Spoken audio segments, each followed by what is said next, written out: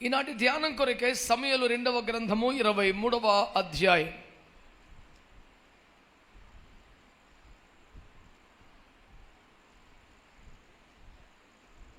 సమూయేలు 2వ గ్రంథము 23వ అధ్యాయం.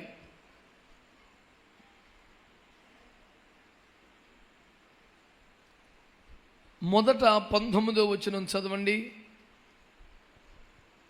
ఇతడు ఆ 30 మందిలో గనుడై వారికి అధిపతి ఆయను గాని మొదటి ముగ్గురితో సమానుడు కాకపోయెను. 23. ఆ 30 మందిలో గనుడాయను, అయినను మొదటి ముగ్గురితో సమానుడు కాకపోయెను. దావీదు ఇతనిని తన సభికులలో ఒకనిగా నియమించెను.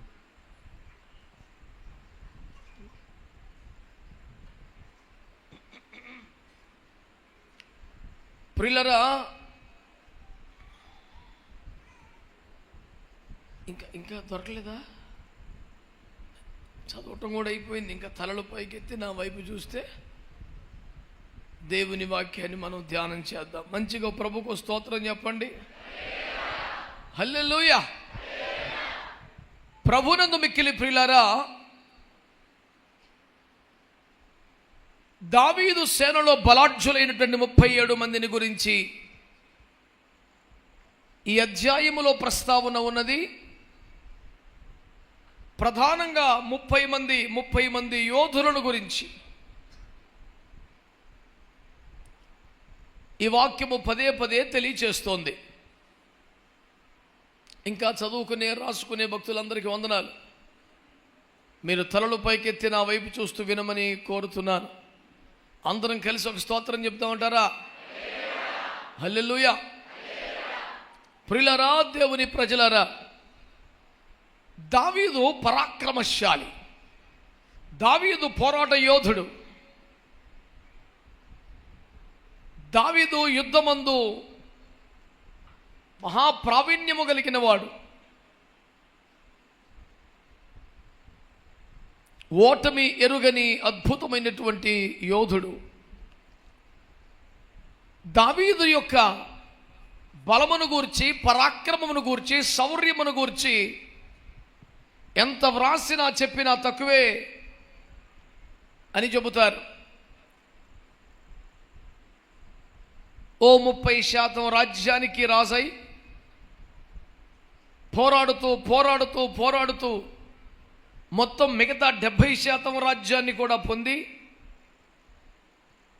తన చేతికి అప్పగించబడిన చిన్ని రాజ్యమును మహాసామ్రాజ్యముగునంతగా విస్తరింపజేసిన ఘనపాటి దావీదు.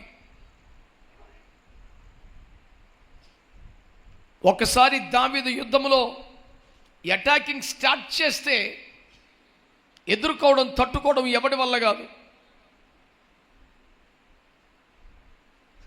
హూషై అనే ప్రవక్త పనికి మళ్ళీ అహీతోపెలు సలహాలు తీసుకున్న అబ్షాలోముకి గడ్డి పెడుతూ చెప్పిన మాటలు నాకు చాలా ఇష్టం. మా నాన్నను పదవి నుండి దింపేశానుగా, అడవుల పాలు చేశానుగా, ఇప్పటికి చాలా రోజులుగా అడవిలో తిరుగుతున్నాడు, మా సైన్యం చేస్తోంది,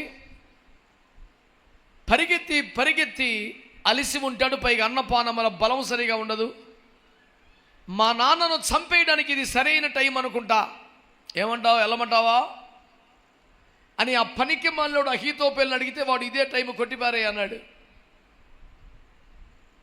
నాకు చాలా ఆసక్తికరమైన స్టేట్మెంట్ ఒకటి చేస్తాను చూడండి. అబ్షాలోం అనే దుర్మార్గుడు అహీతోపెలుని పనికి మాలుని ఆలోచనకర్తగా పెట్టుకున్నాడు. ఇడికాడు ప్రవక్త పద్యానికన్నా అడుగుతాడు, ఎరా వెళ్ళమంటావా వద్దంటావా ఏంటి గొడవని. ఆడు చెప్తుంటాడు, ఎల్లో మీ నాన్న దొరికిపోతాడు, ఏసాయి ఇదే మిక్కిలి అనుకూల సమయం అని మాట్లాడాడు. కానీ నిజమైన దేవుని ప్రవక్త హూషై అని ఒకడున్నాడు. ఆయనకి కౌరు పంపి ఈ పనికి మాలోడు మాటకేం కానీ నువ్వు చెప్పు వెళ్ళమంటావా అని అడిగాడు. నాకు చాలా ఆసక్తి కలిగించే విషయం ఏంటంటే, కొంతమంది పనికి మాలోని పెట్టుకున్నారు ప్రవక్తలుగా, ఆలోచనకర్తలుగా, సహాయకులుగా, సహకారులుగా. చిత్రం ఏంటంటే వాళ్ళకు కూడా తెలిసి పనికి మాలోడని. అయినా ఎందుకు పెట్టుకున్నారు? వాడు దేవుని ఆత్మ చేత మాట్లాడడు, దేవుని ఆత్మ వాడి మీద లేదు అని తెలుసు. అయినా మన ఎందుకు పెట్టుకున్నారు? ఎందుకు పెట్టుకున్నారంటే ప్రవక్త అనేవాడు ఒకడు ఉండాలి, దైవజనుడు ఒకడు ఉండాలి.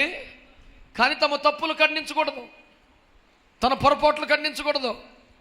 అబ్బాయి తప్పది, దేవుని చేతను వ్యతిరేకంగా చేయకూడదు అని చెప్పకూడదు. ఇంకింత చెడిపోయే పనికి మళ్ళీ సలహాలు ఇవ్వాలి. నేను సంపాదిస్తున్నాను కాబట్టి, నేను పోషిస్తున్నాను కాబట్టి నాకు అనుకూలంగా మాట్లాడే ఒక పనికి మళ్ళీ ప్రవక్త కావాలి అనే ఒక ధోరణి డబ్బున్న వారిలో, ఏలిన వారిలో ఉంటున్నది. మేము డబ్బులు ఇస్తున్నాంగా, మేము కానుకలు ఇస్తున్నాంగా, మేము పోషిస్తున్నాంగా, నీ సారా వ్యాపారం బాగుండాలని దీవించాలి, నీ వడ్డీ వ్యాపారం వర్ధిల్లాలని ఆశీర్వదించాలి, చేయనొద్దంతయు అన్నాడుగా, అందులో ఎన్ని కలిపేయాలి అని కోరుకున్న డబ్బున్న స్వాములు ఉన్నారు భూమి మీద. గంతకు తగ్గిన బొంతలాగా ఆడి పాపిష్టి బతుకుని సమర్థించే డబ్బుడు కమ్ముడిపోయే ప్రవక్తల అహీతోపెలు కావాలి వాళ్ళకి. ఇందులో మజా వచ్చే మ్యాటర్ ఏంటంటే ఆడికి కూడా తెలిసి దొంగ ప్రవక్తని. నేను డబ్బులు ఇస్తే నా మాట చెప్తున్నాడంటే వీడు ఎంత పనికిమాలోడని ఆడికి కూడా తెలుసు. పొగిడేవాడు ఒకడు ఉండాలి కాబట్టి పెట్టుకున్నాడు ఒకరిని. కానీ అసలైన కష్టం వస్తే నిజమైన దైవజనం దగ్గరికి వస్తాడు. రహస్యంగా అర్ధరాత్రి అపరాత్రి వచ్చి కలిసి అయ్యా ప్రార్థన చేయించుకుంటాడు. అయ్యా ఇట్టుంది, ఏం చేయమంటావు అని అడుగుతాడు. దీనిని బట్టి నేను చేస్తున్న మనం ఏమిటంటే, మీకు అనుకూలముగా మాట్లాడే ప్రవచించే ప్రవక్తలను పోగు చేసుకునే అబ్షాలోము ఆలోచనలు ఉన్నవాడు ఎవడైనా ఈ రాత్రి మారు మనసు పొందితే మంచిది. దేవుని చిత్తమును, దేవుని మాటను నిర్మోహమాటంగా సూటిగా ప్రకటించగలిగిన హూషై లాంటి దైవజనుడిని కలిగి ఉన్నవాడు ఎవడైనా దీవించబడతాడు. కొడితే మంచి కొట్టు. ముఖస్థుతి చేయనివాడు, రాజీ పడనివాడు, రోషము కలిగిన వాడు, దేవుని మాటను, దేవుని చిత్తమును అలాగే చెప్పగలిగిన వాడు, ప్రజాదరణ నోచుకోనట్లుగా విస్తారమైన ఘనత పొందనట్టుగా కనబడతాడు. కానీ రాజుల రమణకలు ఎవడైనా సరే నిజంగా ఆధారపడేది వాళ్ళ మీదనే. దేవుని కొరకు రోషము కలిగి జీవిస్తున్న దైవజనులు ఎవరైనా ఈ మాటను బట్టి ధైర్యము పొందవలసిందని, మీ అవసరం సమాజానికి ఉందని, నీ మాటే దేవుని మాట అని శత్రుపక్షం కూడా నమ్మే పరిస్థితి వస్తుందని దేవుని పేరట నేను మీకు ప్రకటిస్తూ ఉన్నాను. ఈ హూషై అనేవాడు దావీదుని గురించి అంటాడు, మీ నాన్న అలిసిపోయాడు, మీ నాన్న బలహీనుడు, మీ నాన్నకి దొరికిపోతాడు అనుకుంటున్నావా? పిచ్చి భ్రమది. అతడు యుద్ధమందు పరాక్రమశాలి, మహాబలాఢ్యుడు. యుద్ధం చేస్తున్న కొద్ది ఇంకా రాటు తెలిపోతాడు, రోషముతో రెచ్చిపోతాడు తప్ప కృంగిపోయే రకం కాదు. చుట్టూ 10 మందిని బాడీ గార్డులు పెట్టుకుంటే రకంగా దావీదు. అతను ఏదో ఒక కొండ మీద కానీ గుహలో కానీ ఒంటరిగా ఉంటాడు. తక్కువ అంచనేసావు. చివరికి అతనితో ఉన్నవాళ్ళు కూడా తమ పిల్లలను పోగొట్టుకుని ఎలుకబంట్ల వలె రేగిన మనసుతో ఉంటారు. వాళ్ళు ఎదురు పడితే చీల్చి పడేస్తారు, తమాషా కాదు. అతని టీం అంతా రేగిన మనస్సు కలిగిన ఎలుకబంట్లతో పోల్చబడతగిన వారు. మీ నాన్న అయితే సింహపు గుండె వంటి గుండె కలిగిన వాడు కూడా మీ నాన్న వస్తున్నాడని తెలిస్తేనే దిగులు పడి చచ్చిపోతారు. ఏమనుకున్నావు దావీదంటే అని మాట్లాడతాడు హూషై. దేవుని ప్రజలారా, దావీదును సింహంతో పోల్చాడు ప్రవక్త. అతని టీంని పిల్లలను పోగొట్టుకుని రేగిన మనసుతో చెలరగిపోతున్నటువంటి ఎలుకబంట్లతో పోల్చాడు. ఇలాంటి రేగిన మనస్సు కలిగి శత్రువును చీల్చి చెండాడగలిగినటువంటి దావీదు టీంలో ప్రధానంగా 30 మంది ఉన్నారంట.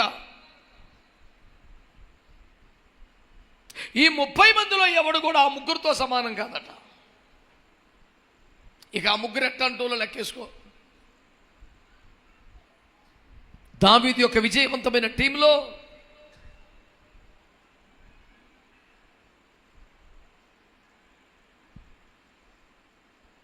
ఆ 30 మందిలో ఒక ఇద్దరు పేర్లు ఇక్కడ రాశాడు. ఆ ఇద్దరి గురించి ఒక మాట మనము చదివితే ప్రియులారా, 18వ వచనములో ఈ రీతిగా రాయబడి ఉంది. యోవాబు సహోదరుడైన అబీషై అనే ఒకడున్నాడు. ఇతడు ఈ 30 మందిలో ముఖ్యుడట.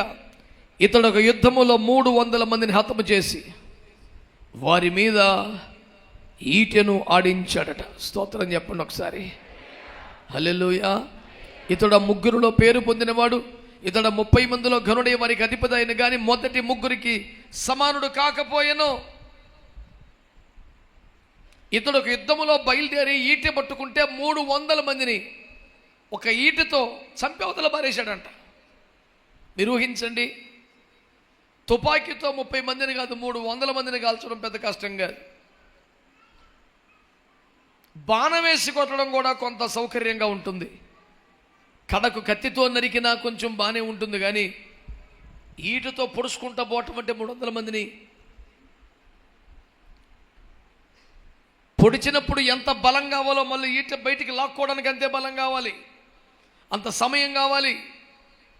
అలా ఒక్కరిని కాదు 300 మందిని యేసు రక్త వైద్యం పొడుచుకుంటూ పోవడం అంటే అంత తమాషా ముచ్చటేం కాదు. యోవాబు సహోదరుడైన అబీషై గురించి మాట్లాడుతూ అతడు ఒంటి చేత్తో 300 మందిని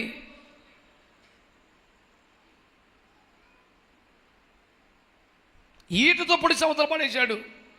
ఈ 30 మందిలో అతడే ముఖ్యుడు, పేరు పొందినవాడు. కానీ ఆ మొదటి ముగ్గురితో మాత్రం సమానం కాదంటాడు.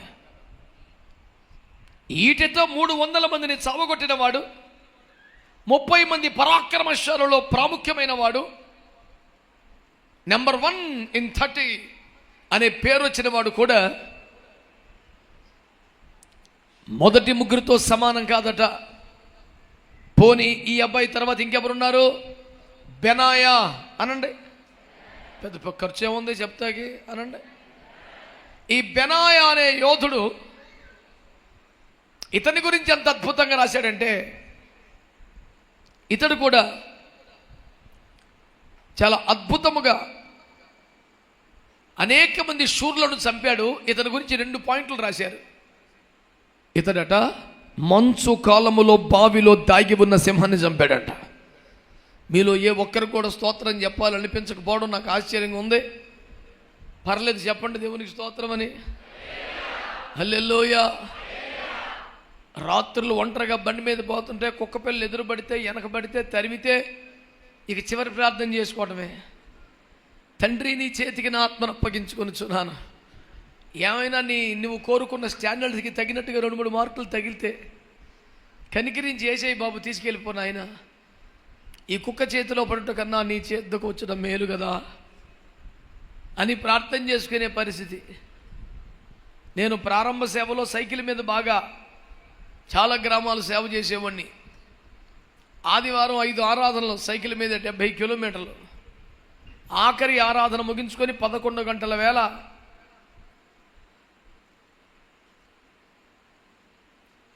చింతలపూడి కామర్కోట మధ్యలో, కామర్కోట నుంచి కొంచెం లోపలికి లెఫ్ట్ సైడ్కి వెళ్తే జలపవారిగూడెం అనే ఒక గ్రామం ఉంటుంది. అక్కడ ఒక ఆరాధన నిర్వహించి సైకిళ్ళ మీద ఒక 5 కూడా కలిసి వస్తున్నాం. 11 దాటాక ఊరు బయటకు వచ్చాక ఇక నిర్మానుష్యం 4-5 కిలోమీటర్లు వస్తే మళ్ళీ ఊరు వస్తుంది. మరి ఏడ తగలబడ్డాయో మంచి కుక్కల గుంపోటి పడింది మా వెనక. హుస్సేన్ బోల్ట్ గాడు భూమి మీద ఎవడు పనిచేయడంట దొక్కాము సైకిల్ ఆ రోజు. ఇప్పుడు నువ్వు ₹1,00,000 ఇచ్చినట్టు దొక్కలేవు. ఎంత దొక్కినా అటు స్పీడ్ మండిపోను మాతో సమానంగా వస్తున్నాయి. ఇక ఒక దశలో 2 కాళ్ళు ఎత్తేసి పైన పెట్టేశాం. అయ్యా కండబీకి లేకుండా ఈ తొక్కినప్పుడే తప్పించుకోలేకపోయాం.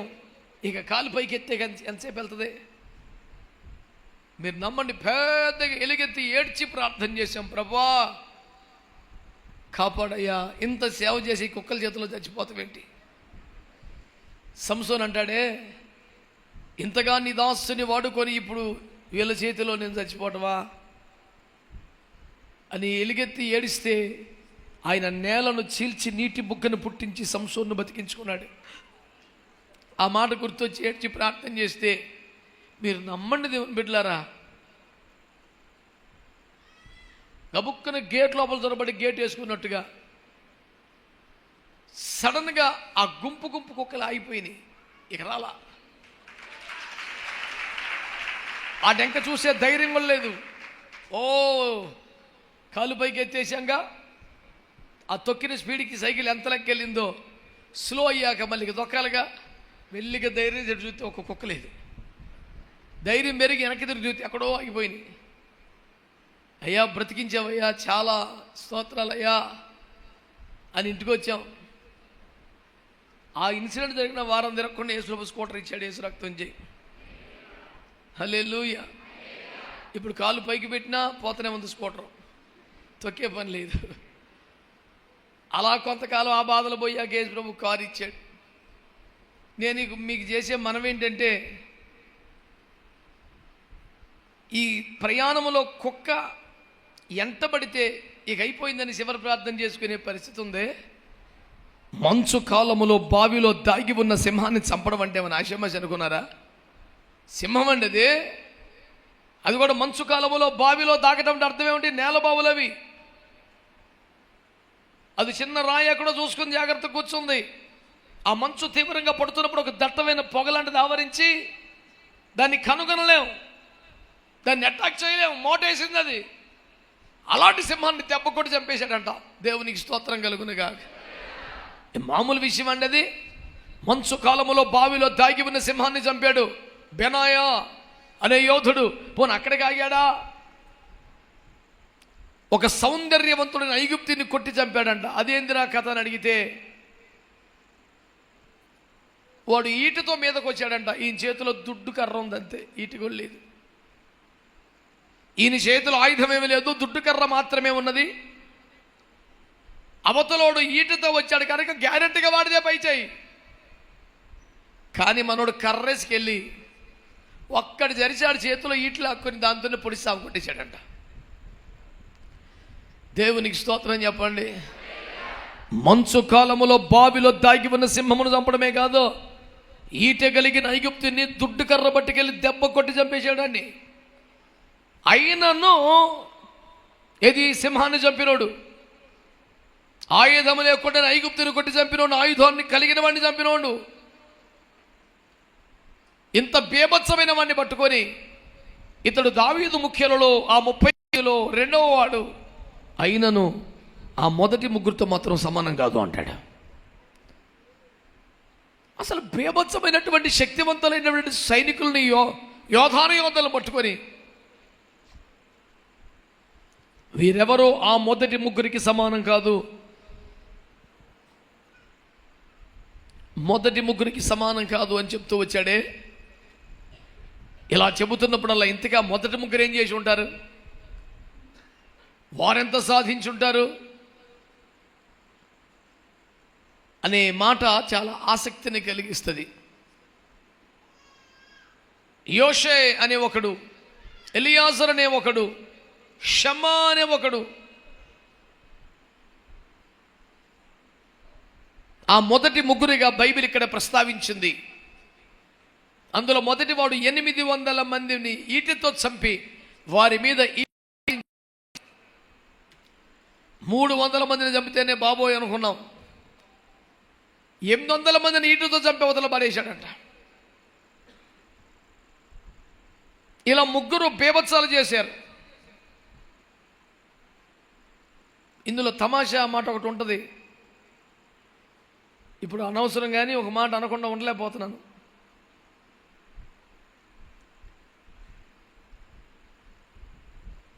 ఈ ఎలియాజర్ అనేవాడు ఫిలిస్తీన్లను పట్టుకొని విపరీతంగా చంపి హతం చేశాడంట.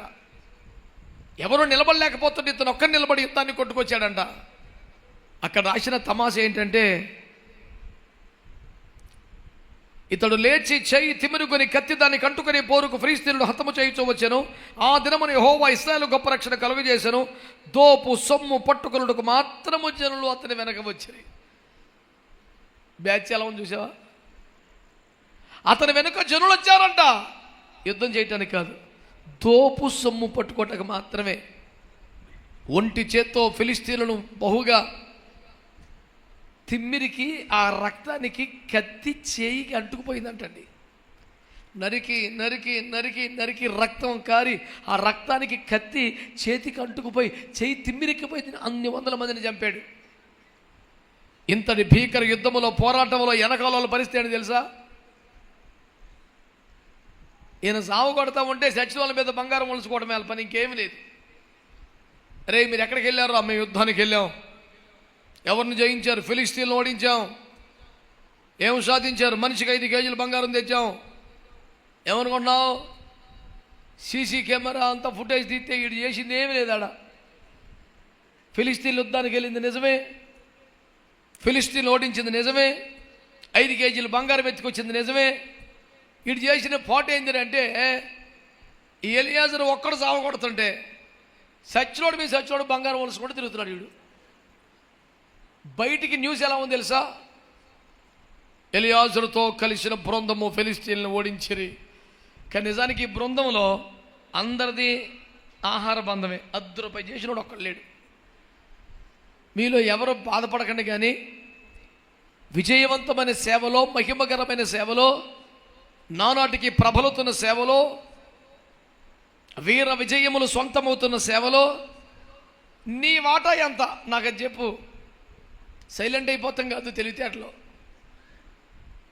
యథార్థమైన దమ్మున్న ఆన్సర్ చెప్పాలి. దేవునికి స్తోత్రం కలుగునుగా.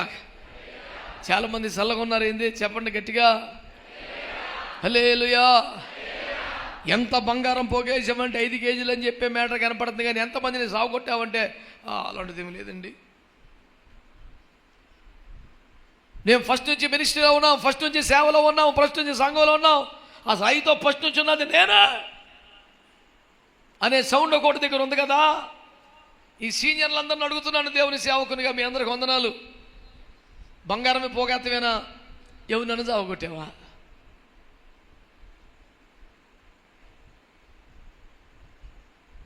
పరలోకంలో అరగండి నీ శబ్దం కూడా ఇంత ఎక్కువ ఉండదేమోనయ్యా.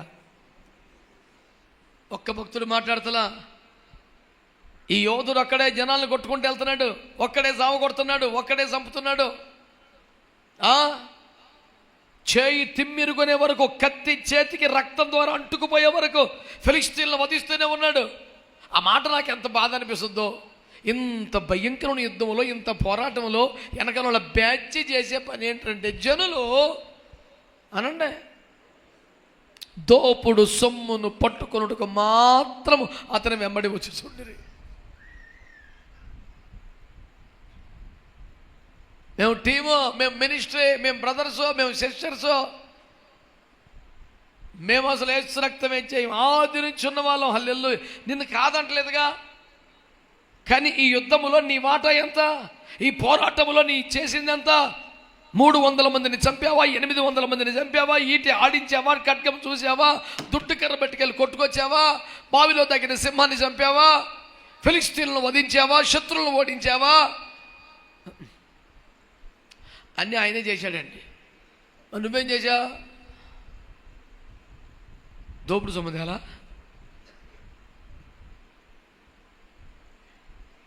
వేదిక మొదలుకొని వెనక దాకా అందరికీ ప్రశ్న. ఈ పరిచర్యలో ఆరంభమున ఉన్నవారులారా, దైవజనుని హత్తుకొని ఉన్నవారులారా, దైవజనుని విడుక వెంబడించుచున్న వారులారా, మీ అందరిని ప్రభువు పేరు నేను అభినందిస్తున్నాను. దేవుడు మిమ్మల్ని దీవించునుగా.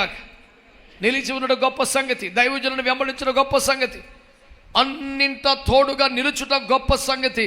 కానీ మీరు కూడా కాస్త పోరాడితే బాగుండేదే, యుద్ధం చేస్తే బాగుండేదే. పోరాడలేదు, యుద్ధం చేయలేదని నేను అంటలా, పోరాడామని మీరు అంటలేదు కాబట్టి చెప్తున్నా. నేనెవరినేమంటలా, నాకేం తెలుసు. మిమ్మల్ని అడుగుతున్నా, నీవెన్ని ఆత్మలను సంపాదించావు? నీవు దేవుని రాజ్యానికి ఎంత సమకూర్చావు?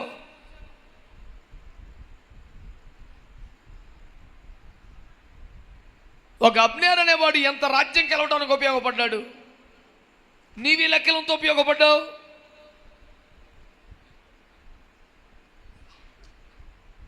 ఒక అభిషై ఎంత బీభత్సమైన యుద్ధం చేశాడు, నువ్వేం చేశావు?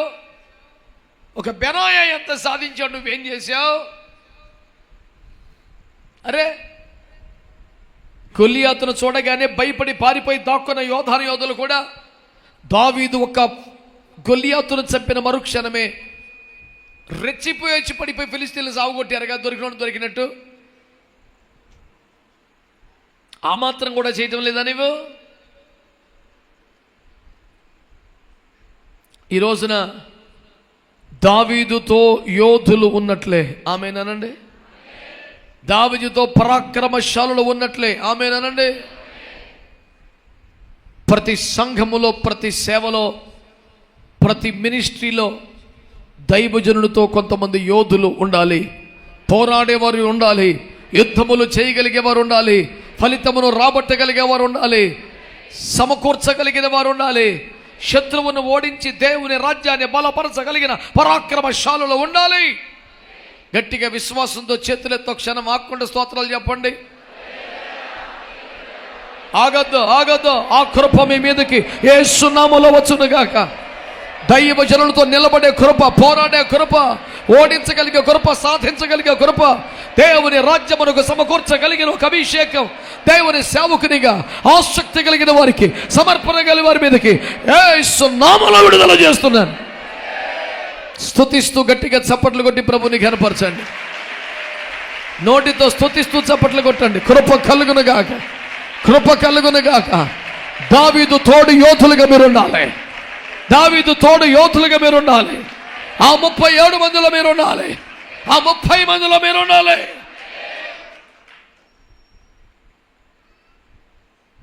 ఒట్టిగా తోపు సొమ్ము సమకూర్చుకునే జనులలో ఒకరిగా మిగిలిపోవద్దు. ఒంటరిగా సింహాన్ని చంపే బెనాయ వంటి వారు కావాలి. ఆయుధము లేకపోయినా దుడ్డు కర్ర బట్టు కలవలి ఈటగల ఐగుప్తిని కొట్టి చంపగలిగిన దమ్మున్న వాళ్ళు కావాలి. ఒక్కడే 800 మంది మీద ఈటను ఆడించిన యోషే వంటి వారు కావాలి. ఈ మొదటి ముగ్గురు యొక్క శౌర్యమును చూస్తే యోషే అనేవాడు 800 మందిని ఈటతో చావగొట్టాడు, వారి మీద ఈట ఆడించాడు. ఈ రెండవ వాడు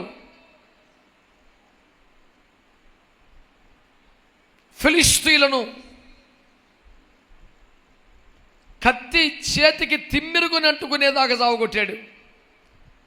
మూడోవాడు షమ్మా, ఫిలిష్తీయులు పంట చేలబడి మొత్తం నాశనం చేస్తుంటే ఒంటరిగా పంట చేల మధ్యలో నిలబడి ఒక్కడు అంతమంది సైన్యమునికి ఎదురొడ్డి వాళ్ళతో యుద్ధము చేసి పోరాడి పంట కొంచెం కూడా పాడవకుండా మొత్తం పంట చేలను కాపాడేశాడంట. సంఘములో, మినిస్ట్రీలో ఎలాంటి వాడు ఒక్కడుంటే ఆమేనండి. ఇంత పరిచర్యలో, ఇంత మినిస్ట్రీలో షమ్మా లాంటి వాడు ఒక్కడుంటే పొలము కొంచెం కూడా పాడవదు, పంట కొంచెం కూడా పాడవదు. ఒంటరిగా నిలబడి చేల మధ్యలో చేరిలో ఒక్కడు నిలబడి ఫిలిష్తీయుల మొత్తాన్ని ఒక ప్రాకారమై వారిని ఎదుర్కోగలిగాడు. ఇలా ముగ్గురు గురించి రాసిన ప్రతిసారి బైబిల్ ఏమంటో తెలుసా? వారి కాలములో, వారి సేవలో దేవుడి ఇశ్రాయేలుకు గొప్ప రక్షణ కలుగజేసాను అనే మాట కనపడుతుంది. ఆ మాట నాకు చాలా చాలా చాలా ఇష్టం. నిన్ను బట్టి ఆమెనన్న విశ్వాసంతో, నిన్ను బట్టి గొప్ప రక్షణ కలగాలి. గొప్ప రక్షణ పొందిన వ్యక్తుల్లో నువ్వు ఒక్కడిగా ఉండిపోవటం కాదు, నీ ద్వారా గొప్ప రక్షణ కార్యాలు జరగాలి. దేవుడు విస్తారమైన రక్షణ కలుగజేయాలి. ఐగుప్తీయుల చేతుల నుండి గొప్ప రక్షణ కలగాలి. ఫిలిష్తీయుల చేతుల నుండి గొప్ప రక్షణ కలగాలి. అందుకు తగిన యోధుడిగా నీవు మారాలి. గొప్ప రక్షణ నీవు పొందే మురిసిపోతే నీ ద్వారా గొప్ప రక్షణ జరగటం ఇంకెంత మంచి సంగతి. ఇంతకాలపు నీ సేవా జీవితంలో, క్రైస్తవ జీవితంలో గొప్ప రక్షణను కాపాడుకున్నాను అనే సాక్ష్యమే గొప్పదైపోయిందా?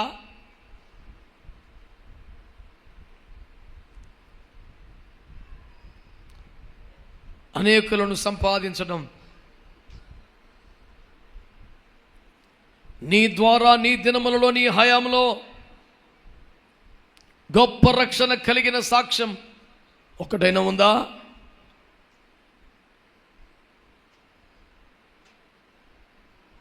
మిగతా 30 మంది కూడా యోధులే కానీ ఈ మొదటి ముగ్గురికి మాత్రం సమానం కాలేకపోయారట. ఏంటంత ప్రత్యేకత? వాళ్ళు సాధించినటువంటి ఆ గొప్ప సంగతి ఏమిటని అడిగితే, ఇంకెవరూ సాటి లేనంత స్థాయికి వాళ్ళు వచ్చేసిన ఘనకార్యం ఏమిటయ్యా అని చూస్తే అదే 2 సమూయేలు 23వ అధ్యాయంలో 15 నుండి ఒక 2 మాటలు చదివి పెట్టండి అయ్యా.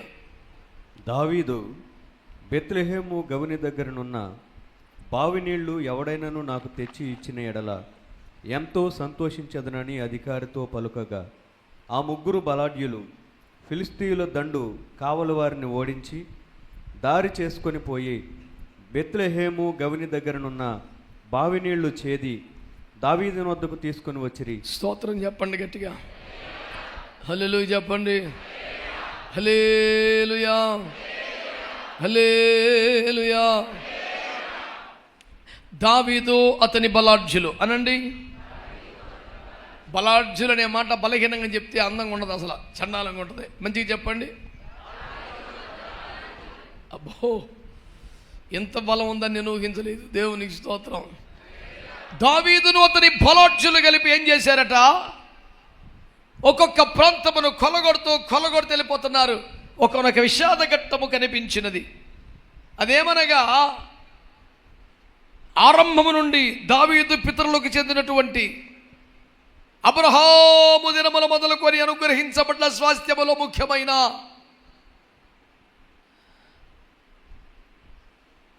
బెత్లెహేము శత్రువుల అధీనంలోకి వెళ్ళిపోయింది. దావీదు మాట్లాడుతూ ఒక దినం ఇలా చూడండి బిడ్డలారా, దావీదు మాట్లాడుతూ ఒక రోజున ఏమన్నాడంటే,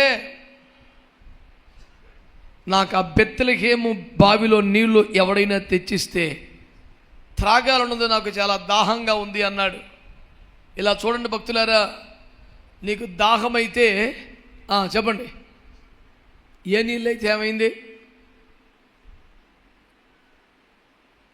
మరి గట్టిగా అడిగితే కిన్లీ వాటర్ కొని పెడదాం. ఇప్పుడు ఏదో కెంగన వాటర్ అంటే అది వచ్చింది ఒకటి. 2.5 లక్షలు చిన్న వాటర్ ప్యూరిఫైర్లా ఉంటుంది ఇంత మిషను. దాన్ని తెచ్చి ఇంట్లో తగిలించుకొని ట్యాప్ కనెక్షన్ ఇస్తే అందులోకి పోయి బయటకు వచ్చే నీళ్లు అత్యుత్తమ నీళ్ళట. ఆ నీటిని శుద్ధీకరించే యంత్రం 2.5 లక్షలు. నాకు ఒకటి తగిలి హైదరాబాద్లో, మీరు తరచుగా సిక్ అవుతున్నారు, బలహీనం అవుతున్నారు, అసలు సగం ఆరోగ్యం రోగం నీళ్ళల్లోనే ఉంది, అది కొనుక్కో తగ్గిపోయింది అన్నాడు. 2.5 లక్షలు పెట్టి నీళ్ళు తాగితే ఆ రోగం తగ్గుద్దా? నాకు మనోరోగం పట్టుకుని పేనం పోయిద్దిరా, నాకు వద్దులే అన్నాను. అన్నీ అట్లా మాట్లాడతావు, నీకు పనికొచ్చేది చెప్పిన ఏనమైంది అంటాడు. ఇప్పుడు దావీదు గారికి దాహమైందట, కానీ ఏదో ఒక నీళ్ళు ఇస్తే తాగుతాడా? వాళ్ళ దగ్గర వాటర్ బాటిల్స్ ఉన్నాయో ఆ కాలంలో నీళ్ళ తిత్తి కదా, ఏదో ఏర్పాటు ఉంటుందిగా. ఇంతమంది సైనికులు ఉన్నారు, 30 మంది బలాఢ్యులు ఉన్నారు, పైన స్పెషల్ 3 ఉన్నారు, టోటల్గా 37 మంది ఉన్నారు. ఎవడో ఒకటి దగ్గర నీళ్ళు ఇస్తాడు. సబ్జెక్ట్ అది కాదు, నాకు బెత్లెహేము బావిలో ఉన్న నీరు కావాలి.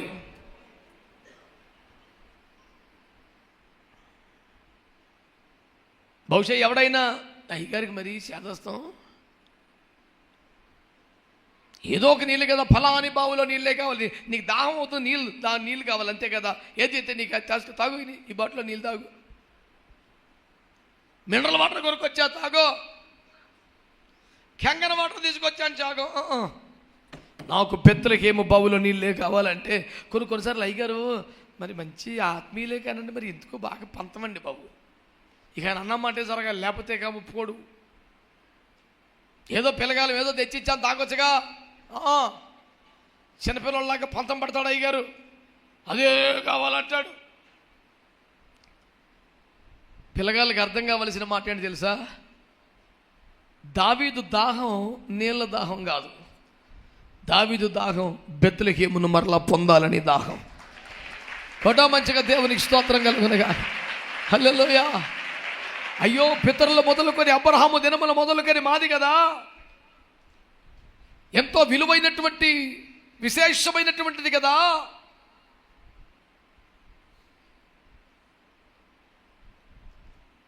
బోయజు రూతు కలుసుకున్నటువంటి ప్రాముఖ్యమైన స్థలము కదా.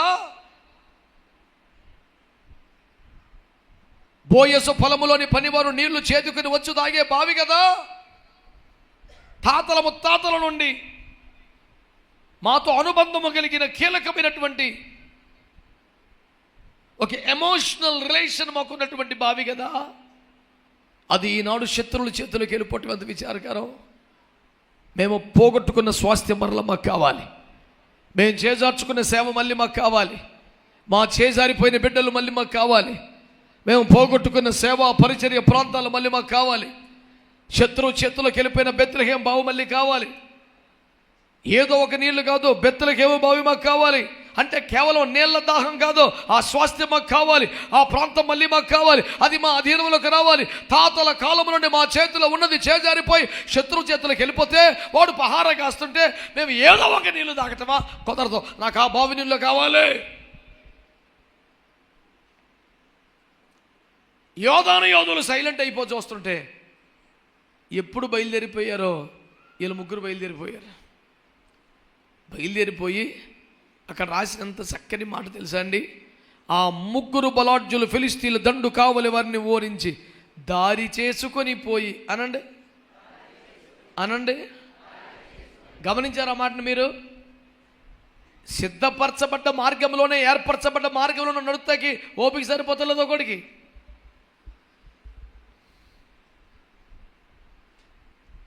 ఏ క్లాస్ అయినా దారి వేస్తే నడవడానికే వల్ల కావట్లేదు ఒక్కొక్కడికి. తన సొంత శరీరమును తెరను చెల్చి యేసు ప్రతిష్ఠించిన నూతన మార్గములో, మార్గములో నడవడానికి వల్ల కావట్లేదు ఒక్కొక్కడికి. కానీ ఆ ముగ్గురు బలాఢ్యులు ఏం చేశారు తెలుసా? కావలి వారిని ఓడించి దారి చేసుకుని, ఆమేనని చెప్పండి గట్టిగా. వాళ్ళు బయలుదేరితే దేవునికి స్తోత్రం కలుగును గాక. వాళ్ళు ఖడ్గదారులై బదులెడితే, యుద్ధానికి మొదలు పెడితే, ప్రార్థించి బయలుదేరితే, రోషము కలిగి దైవ జనుని దాహమును తీర్చాలని కసితో బయలుదేరితే దారి ఉండక్కర్లేదు. అలాగే వాళ్ళే దారి చేసుకొని మరి వెళ్తారు. ఆటంకాలు కొల్లగొడతారు, కావలి వారిని ఓడిస్తారు, దారి చేసుకొని మరి వెళ్తారు. ఇప్పుడు బెత్లెహేము బావులో నీళ్ళు తేవడం అంటే ఎత్తుకొచ్చిన బాపత కాదు. కావలి వారిని చంపేయాలి. వారి చేతిలో నుంచి నీళ్లు కాదు, ఆ బావిని తమ వశంలోకి తెచ్చుకోవాలి. అది మళ్ళీ వాళ్ళ చేతికి చెక్కాలి. నీళ్లు పట్టుకొని వచ్చారు. స్తోత్రం చెప్పండి. దావీదుకి ఇస్తే ఎట్ట తెచ్చారు మీరు? ఎట్ట సాధ్యమైందంటే, అయ్యా, మేము ప్రాణాలకు తెగించి పోరాడాం, కావలి వారిని ఓడించాం, చంపేవతలు పారేశాం, దారి చేసుకుని వెళ్ళాం. నీ దాహం కన్నా మాకు ముఖ్యమేది కాదు. బెత్లెహేము బావిలో నీళ్లు తెచ్చేసాము, త్రాగండి అన్నారు. దావీదు అల్లాడిపోయాడు. కన్నీరుమునుడు, అయ్యే బాబోయ్, కేవలం నా దాహం కోసం, నేను అడిగిన నీళ్ళ కోసం ప్రాణాలకు తెగించి యుద్ధము చేసి రక్తమును చిందించి పట్టుకొచ్చారే, ఇది ఇంచుమించు రక్తంతో సమానం, నేను తాగలేను బాబోయ్ అని దేవుని సన్నిధిని దాన్ని పారబోసి గోలబెట్టి ఏడుస్తున్నాడు దావీదు. ఇప్పుడు మీరు గమనించాల్సిన మాటగా మనవి చేస్తున్నాను, ఆయన నీళ్లు తాగే దాహంతో లేడు. ఏదో ఒక నీళ్లు కావాలన్న తాపత్రయం కాదు.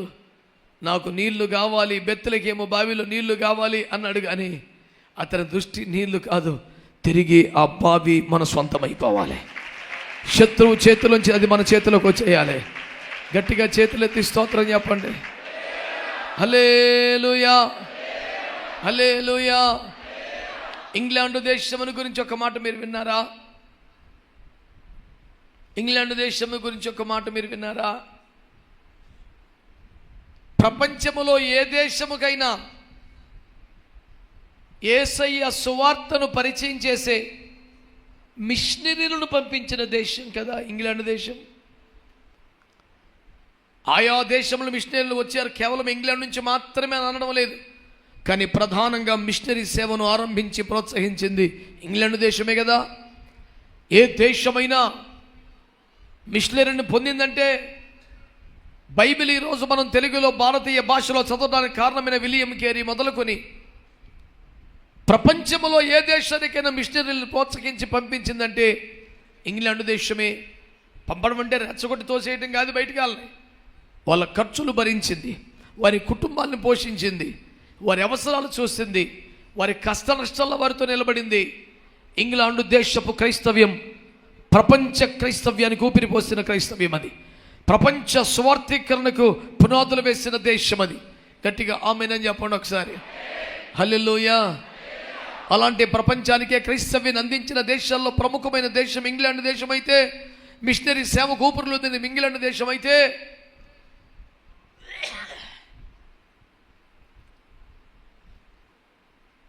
ఈ రోజున ఆ దేశంలో అనేకులు, అందరూ కాదు, నాస్తికత్వం వైపు వెళ్ళిపోవటం, కొంతమంది ఇస్లాంలోకి వెళ్ళడం, కొన్ని చర్చీలను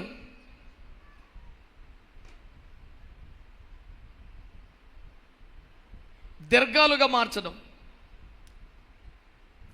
వినబడుచున్నప్పుడు, మన భారతీయ తెలుగు సేవకులను ఒక ఆయన ఇంగ్లాండ్ దేశానికి వెళ్ళి లండన్ పట్టణ మొక్కల వీధిలో నిలబడి, ఒకప్పుడు మీ దగ్గర నుంచి మిషనరీస్ వచ్చి మాకు సువార్త చెప్పారు, ఇప్పుడు నేను అక్కడ నుండి వచ్చి మీకు సువార్త చెప్తున్నాను, ఎప్పటికైనా యేసయ్యను నమ్మండి, మారు మనసు పొందండి అని నడి వీధిలో నిలబడి ప్రసంగిస్తున్న ఎంతగానో ఆనందపడిపోయి పులకించిపోయానబ్బా, ఎంత చక్కని భాగ్యం, ఎంత గొప్ప సేవ. ఈరోజు దేవుని వాక్యం ద్వారా మీకు మనవి చేస్తున్నాను. ఒకప్పుడు మనవి పితరుల నుండి తాతల కాలము నుండి మనదైన బెత్తలకేమో బావి ఇప్పుడు శత్రు శిబిరములో చేరిపోతే నీళ్ళ దాహం కాదు, ఆ బెత్తలకేమో తిరిగి మన స్వాస్థ్యం అవ్వాలన్న ఒక దాహం ఆత్మీయులలో, పరిశుద్ధులలో, దైవజనులో ఉంది. ఈ దర్శనమును, ఈ భారమును మోసి భుజానికి మోసి ప్రాణములకు తెగించి యుద్ధమును చేసి దాన్ని మరలా సాధించగలిగిన యోధులు కావాలి.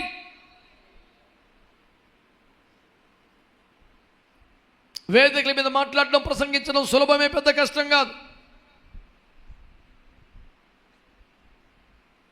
అమెరికా దేశంలో కూడా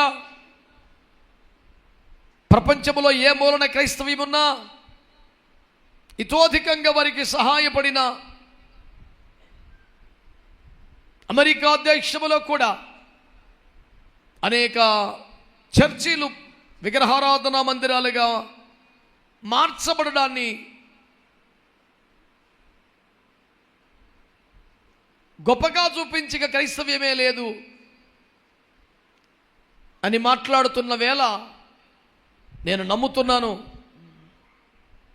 దావీదు 30 మందిలో బలార్జున ముగ్గురులాగా దేవుడు కడవరి దినాల్లో ఎవరైనా ఒకరిని లేపుతాడని, వారు బెత్లెహేము బావిని మళ్ళీ కొల్లగొట్టుకొస్తారని, ఒకప్పుడు మన స్వాస్థ్యమయ్యుండి ఇప్పుడు కోల్పోయిన కావలి వారిని ఓడించి ఆ బెత్లెహేము బావిలో నీరు తీసుకుని వస్తారని నేను నమ్ముతున్నాను. దేవునికి స్తోత్రం చెప్పండి, గట్టిగా గట్టిగా స్తోత్రం చెప్పండి, గట్టిగా స్తోత్రం చెప్పండి. ఇది ఇంగ్లాండ్ దేశానికి మాత్రమే కాదు, అమెరికా దేశానికి మాత్రమే కాదు, భారతదేశ క్రైస్తవ సంఘానికి కూడా ఆమేనని చెప్పండి గట్టిగా. వ్యక్తిగతంగా నీ సేవకు, నా సేవకు, బెయర్షెబా మినిస్ట్రీ కూడా ఇది వర్తించాలి, ఇది వర్తించాలి. దేవుని బిడ్డలారా, ఒకప్పుడు మన ప్రాంతమయ్యుండి, మన పరిచరయుండి, మన సంఘమయ్యుండి, మన బిడ్డలయ్యుండి చల్లారిపోయిన వారు ఉంటే, దిగజారిపోయిన వారు ఉంటే, వెనకబడిపోయిన వారు ఉంటే, వ్యక్తులైన, కుటుంబమైన, సంఘమైన, ప్రాంతమైన, దైవజనుడి దాహం కెంగన వాటర్ కాదు, కిన్లే వాటర్ కాదు, బెత్లెహేము బావిలో నీరు కావాలి. చేజారిపోయిన ప్రాంతాలు, చేజారిపోయిన సంఘాలు, చేజారిపోయిన పరిచర్యలు, చేజారిపోయిన ఆత్మీయులు తిరిగి సమకూర్చబడాలి, తిరిగి రావాలి. దాని కొరకు కావలి వారిని ఓడించి ముందుకెళ్ళే యోధులు కావాలి. దాని కొరకు దారి చేసుకుని వెళ్ళి సాధించుకొచ్చే వాళ్ళు కావాలి. కేవలం దైవజనుని దర్శనం కోసం, దైవజనుని భారం కోసం, దైవజనుని దాహం కోసం తమ ప్రాణములకు తెగించి రక్తమును చిందించి సాధించిన ముగ్గురు యోధులను చూసి బైబిల్ గ్రంథం పలుమార్లు పదే రాసిన మాట ఏంటి తెలుసా? 300 మంది మీద ఏట ఆడించాడు, సింహాన్ని ఒంటి చేత్తో చంపాడు, ఈట కలిగిన శత్రువుని దుడ్డు కరతో కొట్టి చంపాడు. అయినా ఆ ముగ్గురితో మాత్రం సమానం కాదని చెప్తుంది బైబిల్. ఆ ముగ్గురి ప్రత్యేకత ఏంటి తెలుసా? ఇంకెక్కువ మందిని చంపడం కాదు. ఆ ముగ్గురి ప్రత్యేకత ఏంటి తెలుసా? ఇంకా బాగా ఈటి ఆడించడం కాదు. ఆ ముగ్గురి ప్రత్యేకత ఏంటి తెలుసా? ఇంకా కొల్ల సొమ్ము, దోపుడు సొమ్ము చెరపట్టడం కాదు. ఆ ముగ్గురి ప్రత్యేకత ఏంటి తెలుసా? తమ నాయకుని దాహమును తీర్చే భారాన్ని భుజానికి ఎత్తుకోవడం. ఆ ముగ్గురి ప్రత్యేకత ఏంటి తెలుసా? దైవ జనుని దాహము కోసం ప్రాణాలకు తెగించి ముందుకు రావటం. చేతులెత్తేసి స్తోత్రం చెప్పండి బాగా. హల్లెలూయా, హల్లెలూయా. నువ్వు సింహాన్ని చంపావా, పెద్ద పుల్లని చంపావా, ఎలుగుబంటిని చంపావా? వ్యక్తిగత రికార్డు కాదు, వ్యక్తిగత ఘనత కాదు. నువ్వెన్ని సెంచరీలు కొట్టావు కాదు, ఎన్నిసార్లు టీంని గెలిపించావు అన్నది ఇంపార్టెంట్. ఈ రోజున క్రికెట్లో విరాట్ కోహ్లీకి విపరీతమైన గౌరవం లభించడానికి కారణం అతను సాధించిన సెంచరీలలో దేశమును గెలిపించినవి అత్యధికంగా ఉండడం. తన పేరిట రికార్డు నమోదవుతుందనే ఒక సాంకేతిక అంశం ఉన్నప్పటికీ అతని పోరాటాలన్నీ దేశాన్ని గెలిపించడానికి ఉపయోగపడ్డాయి అనే పాయింట్ మీద ఘనత ఎక్కువ వస్తోంది. నువ్వెంత మంచోడివి, నువ్వెంత గొప్పోడివి, నువ్వెంత సీనియర్వి, నువ్వు ఫస్ట్ నుంచి ఉన్నావు, ఈ మాటల వల్ల ప్రయోజనం లేదు. నీ వలన సేవకు ఎంత మేలు సమకూరింది, నీ వలన దేవుని రాజ్యం ఎంత బలపడింది, నీ వలన దైవ జనుని దప్పిక ఏమాత్రము తీరింది అన్నది గుర్తుపెట్టుకోవాలి. సేనాధిపతులలో ముఖ్యుడు యోవాబు కానీ, అభిషేక్ కానీ, ఇత్తయి కానీ ఎవరు ఈ స్థాయికి అందుకోలేదే. ఆ ముగ్గురితో సమానం ఎవడో కాదని చెప్పబడుతుంది. యుద్ధములో చంపిన సంఖ్యను బట్టి కాదు, తెచ్చిన తోపు సొమ్మును బట్టి కాదు, నాయకుని దాహమును తీర్చడానికి ప్రాణాలకు తెగించి ముందుకెళ్ళిన ఆ ఒక్క పాయింట్ని పట్టుకొని బైబిల్ పదే అంటుంది, ఎంత చేసినా వీళ్ళ ముగ్గురికి మాత్రం ఇంకెవడో సమానం కాదు అని. ఈ రోజున నా ప్రశ్న ఒక్కటే సూటిగా, నీ జీవితంలో నీవి ఘనతను సాధించగలిగావా? నీ మొత్తం సేవలో ఇలాంటి ఆధిక్యతను సాధించగలిగావా? దేవుని వాక్యము నీతో సూటిగా మాట్లాడుతున్న సంగతి ఏమిటి తెలుసునా?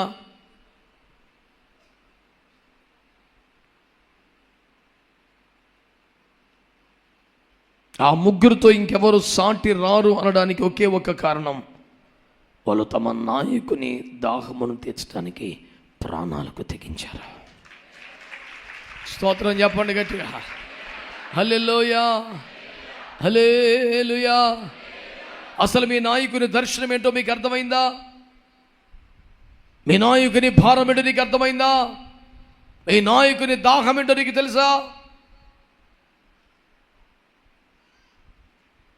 చాలామంది యోధులు, చాలామంది వీరులు తమ నాయకుని దర్శనముతో, భారముతో సంబంధం లేని వారు ఉన్నారు. ఎలీషా దగ్గర ఉన్న శిష్యుల గురించి గతంలో మాట్లాడుకున్నాము కదా. వారు ఎలాంటి వాళ్ళు తెలుసా? యోర్దాను అద్దరికి వెళ్ళి తల ఒక మ్రాను నరికి మళ్ళీ యోర్దాను యువతలకు రాగలరంట. అసలు యోర్దాను దాటడమే సామాన్యుడికి సాధ్యం కాదు కదా. ఎవడు పడితే వాడు యోర్దాను దాటలేడు కదా. అలాంటి పరిస్థితిలో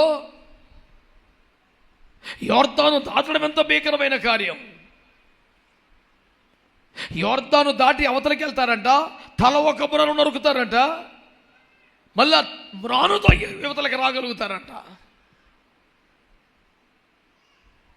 యోర్దాను దాటడమే మహా గొప్ప కార్యం అంటే మ్రానులు యువతలకి లాక్కురావడం ఎంత గొప్ప కార్యం. కానీ అంతటి యోధులే కానీ వాళ్ళకి దైవజనుని దర్శనంతో సంబంధం లేదు. వాళ్ళకి సొంతంగా ఒక ప్లాన్ ఉంది. నీ సెలవైతే తల ఒక మ్రాను నరుకుతాం, కానీ ఏం చేస్తాం మేము? తల ఒక పాకేసుకుంటాం. నీ దర్శనంతో మాకు సంబంధం లేదు, నీ సేవతో మాకు సంబంధం లేదు, నీతో మాకు పొత్తేమీ లేదు. మా తిప్పలు మేము పడతాం, మా ప్రయాసం మేము పడతాం, మా పోరాటం మాదే. ఈ రోజున ఒక సత్యాన్ని మీ దృష్టికి తీసుకొస్తున్నాను ప్రియులారా. వాళ్ళు యోర్దాను దాటిన, గొడ్డలి తెచ్చిన, తల ఒక మ్రాను నరికిన, మ్రానులను నది దాటించగలిగిన కెపాసిటీ ఉన్న ఎవడు ఒక చిన్న పాక కూడా వేయలేకపోయాడు అనేది చరిత్ర చెప్తున్న సత్యం. నీ బలము చాలదో, నీ శక్తి చాలదో, నీ తెలివి పనికిరాదు. ఈ రోజున ఎవరు దేవుడు కృప పొందుతారు తెలుసా? తమ నాయకుని దర్శనమును భుజాన మోసిన వారు నిశ్చయంగా దీవించబడుతుంటే బైబిల్ గ్రంథం మనకు ఉంది. దేవునికి స్తోత్రం కలుగునగా.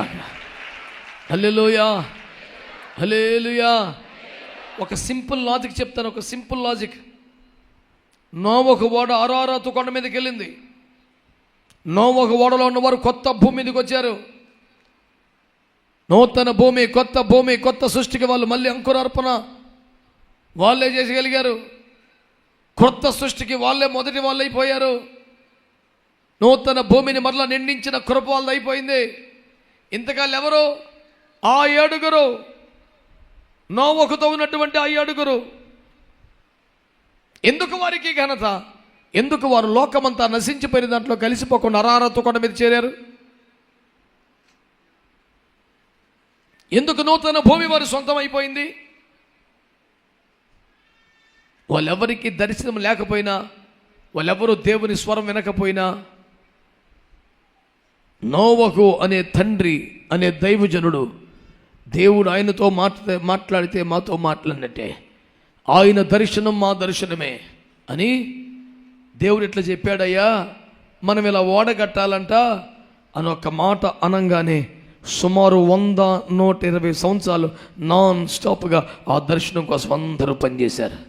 కొడు గట్టిగా దేవునికి స్తోత్రం. 120 సంవత్సరాలు, 100 సంవత్సరాల దర్శనం కోసం పనిచేశారు. ఈ 7 ఎవరికి దర్శనం కలగల? ఈ 7 ఎవరికి స్వరం వినబల్లా? దేవుడు నోవహుకు చెప్తే మాకు చెప్పినట్టే ఆయన దర్శనమే మా దర్శనం అనుకున్నారు. ఎలీషా 2 అద్భుతాలు పొందడానికి, 2 అభిషేకం పొందడానికి కారణం ఏంటి? మృతులను కూడా సజీవులను చేయగలిగిన అభిషేకం. అతను చనిపోయిన సంవత్సరం తర్వాత కూడా ఎముకల్లో ఉండే అంత కృప ఎందుకు సాధ్యమైంది? బ్రతికుండగానే ఏమాత్రం ప్రభావం చూపలేని బలహీనమైన సేవకులు ఎన్నో చోట్ల కనబడుతుంటే,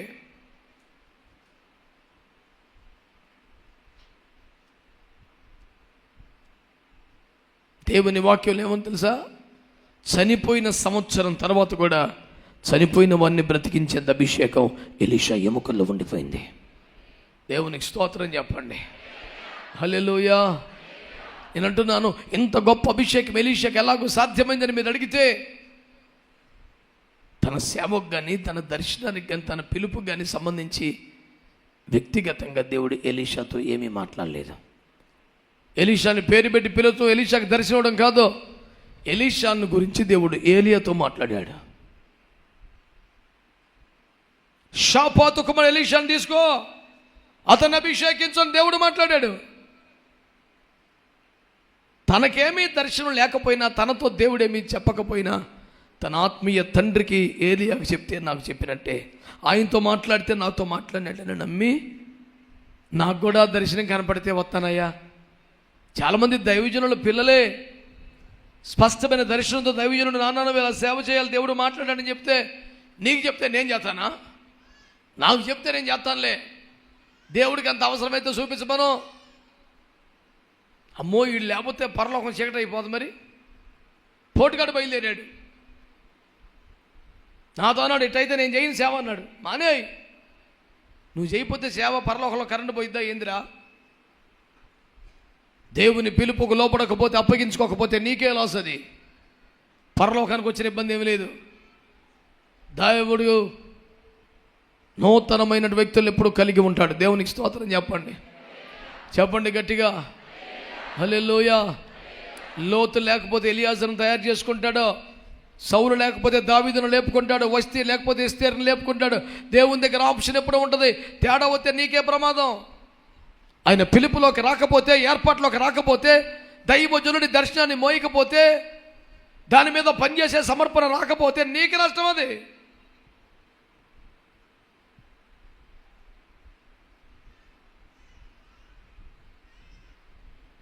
ఈ రోజున దేవుని సేవకునికి మనవి చేస్తున్నాను, ఎవరు దీవించబడ్డ వారి చరిత్రలో చూడండి.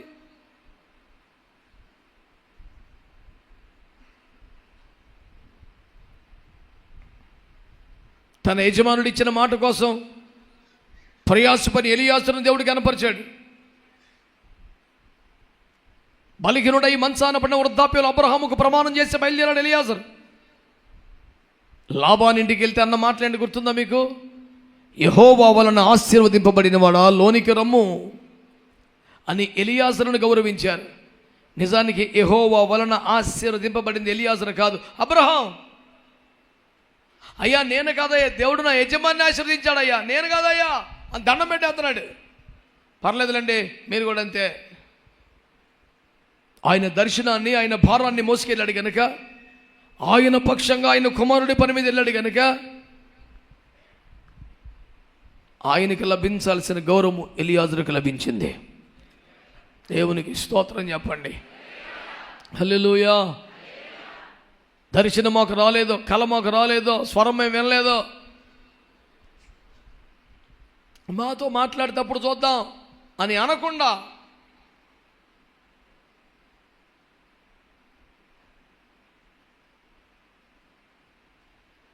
ఓడను కట్టారు కనుక ఎవరైతే ఓడ కొరకు ప్రయాసపడ్డారో ఆ ఓడ కొరకు ప్రయాసపడిన 7గురే రేపొద్దున ఓడలో ఉన్నారు. దర్శనం కొరకు పని చేయకపోతే, పరిచర్య కొరకు పని చేయకపోతే రేపొద్దున పరిచర్యలు ఎలా ఉంటావు? యేసుప్రభు ఏమన్నా శిష్యులతో, మీరు నా శోధనలో నాతో నిలిచారు కనుక ప్రపంచ పునర్జన్మ ముందు రాబోతున్న పరిపాలనలో 12 సింహాసనాల మీద ఆసీనులై మీరు తీర్పు తీరుస్తారని చెప్పాడు దేవుడు. దేవునికి స్తోత్రం కలుగునగాక. అందరు చెప్పారా గట్టిగా? హల్లెలూయా. దేవుని వాక్యము ద్వారా నేను మీతో మనవి చేస్తున్న సంగతులు అర్థం చేసుకోండి. ఈ మాటను తీసుకునే ప్రయత్నం చేయండి. ప్రభు తన వాక్యం ద్వారా నీతో నాతో మాట్లాడుతున్న మాటను తీసుకో.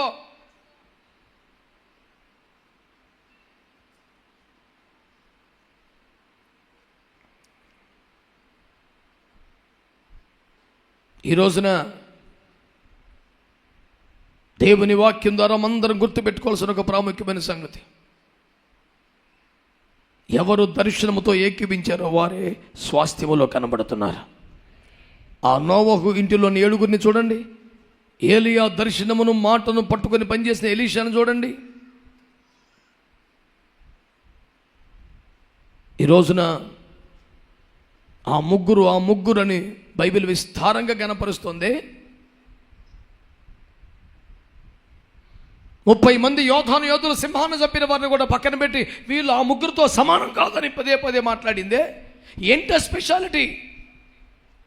దైవజనుని దాహమును తమ కీలకమైన కర్తవ్యంగా భావించి ప్రాణాలకు తెగించి దప్పిక తీర్చినటువంటి ఆ యోధులే ఆ ప్రాముఖ్యమైన ముగ్గురిగా నిలబడిపోయారని దేవుని వాక్యం తెలియచేస్తుంది. దేవునికి స్తోత్రం కలుగునుగాక. అందరు చెప్పారా గట్టిగా?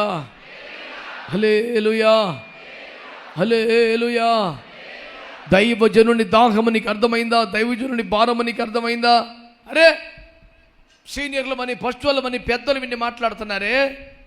సమరయిస్తే యోహాను సువార్త 4వ అధ్యాయంలో, అమ్మా నాకు దాహంగా ఉంది, నీళ్లు పోస్తావు అని అడిగితే తొట్టుపడింది, కంగారు పడింది. ఆమె కడవను విడిచిపెట్టి ఊర్లోకి వెళ్ళిపోయింది. శిష్యులు అడుగుతున్నారు, అయ్యా తినుటకు నీకేమైనా ఆహారం తెమ్మంటావా అని.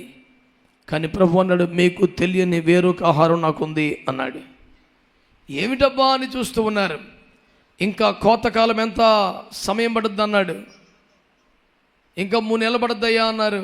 లేదు, ఇప్పుడే పంట గోధుమ చేలు తెల్లబడి కోతకు సిద్ధముగా ఉందని ప్రభు అన్నాడు.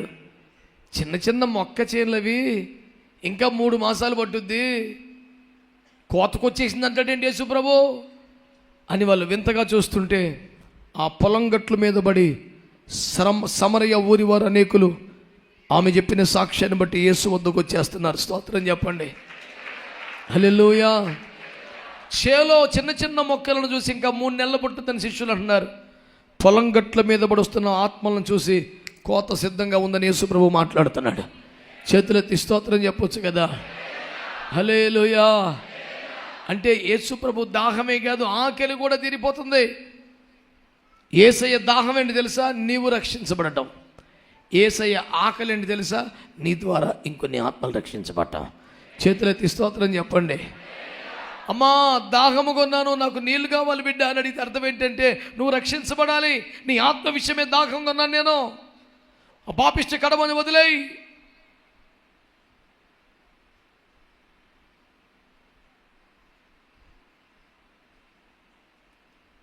నీవు రక్షించబడాలనేది యేసయ్య దాహం. రక్షించబడిన వారు అనేకులను రక్షించాలనేది ఆయన ఆకలి.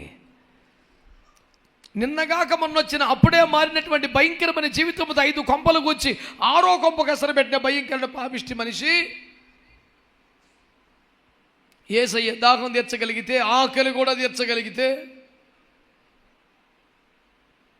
మేము మహామహా యోధులం 12 మంది మీ పెద్దోళ్ళమని మాట్లాడేవాళ్ళు రకరకాలుగా మాట్లాడుతుంటే, తన కొరకు దాచుకున్న అత్యంత విలువైన అత్తరును యేసయ్య శరీరాన్ని అభిషేకించడానికి వాడినటువంటి మరియ ఎంత ఘనమైన పాత్ర.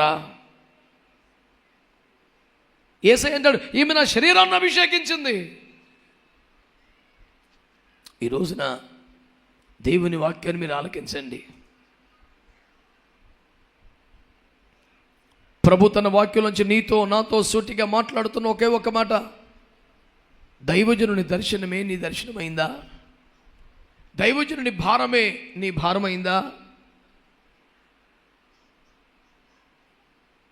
దైవజనుని దాహము తీర్చడానికి నడుము కట్టుకునే సమర్పణ నీకు వచ్చిందా?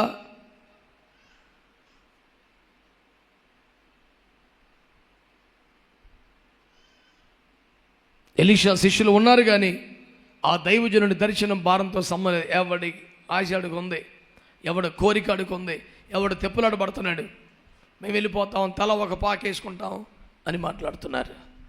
అందుకని చరిత్రలో వారి పేర్లు ఎక్కడ కనపడలేదు, వాళ్ళేమీ సాధించిన దాఖలం కనపడలేదు. ఈ రోజున ఈ ఉపవాస పండుగలలో నీ ముందు ఒక సవాలు దేవుడు తీసుకొస్తున్నాడు. దైవజనుని దర్శనాన్ని అర్థం చేసుకోవాలి, దైవజనుని దాహమును కనుగొనాలి.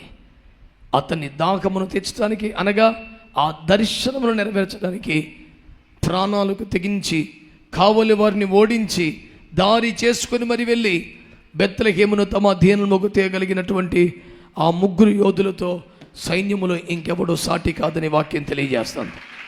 ఆ 30 మందిలో ఎవడో వారికి సాటి కాదని వాక్యం తెలియజేస్తుంది. ఈ రోజున ఎవరు ఘనులు, ఎవరు అతి శ్రేష్ఠులు, ఎవరు తిరిగిలేని వారు, ఎవరు సాటి లేనివారు, ఆ 3 ఇంకెవడో సాటి కాదో సమానం కాదని పదే పదే చెప్పబడ్డవారు ఎవరో?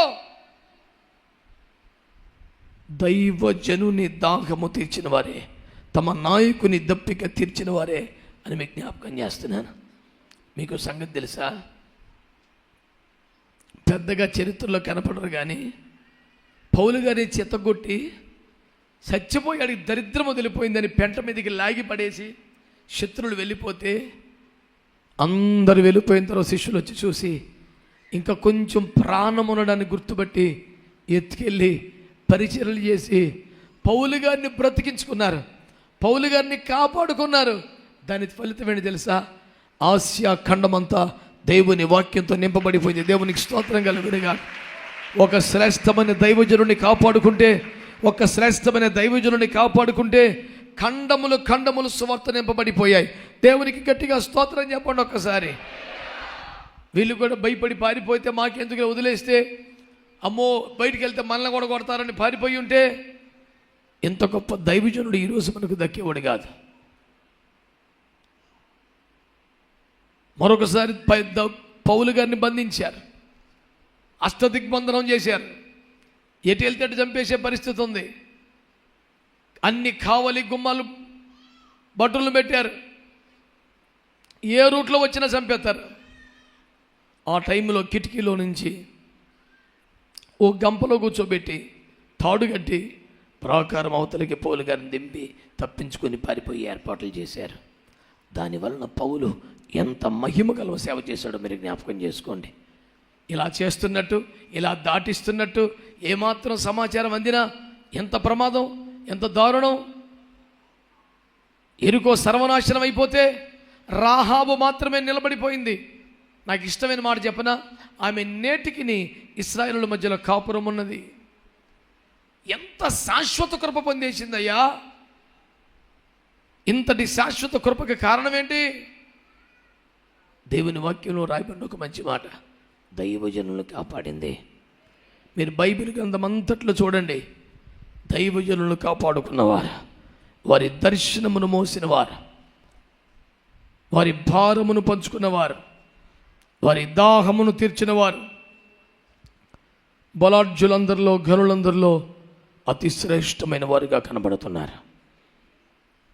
మందలో ఒకటిగా కలిసిపోయి వచ్చిపోయి జనంలో మిగిలిపోయి దోపుడు సొమ్ము మాత్రమే పంచుకునే బ్యాచీలో, రొట్టె చేపలు మాత్రమే తినే గుంపులో మిగిలిపోకుండా మీరును దేవుని రాజ్యము కొరకు పాటుపడాలని, మీరును యెహోవా యుద్ధములు జరిగించాలని, మీరును నాయకుని దర్శనమును మోయగలగాలని, మీరును దైవజనుని దాహమును తీర్చగలిగిన యోధులవ్వాలని కోరుతూ నా మాటలు ముగిస్తున్నాను.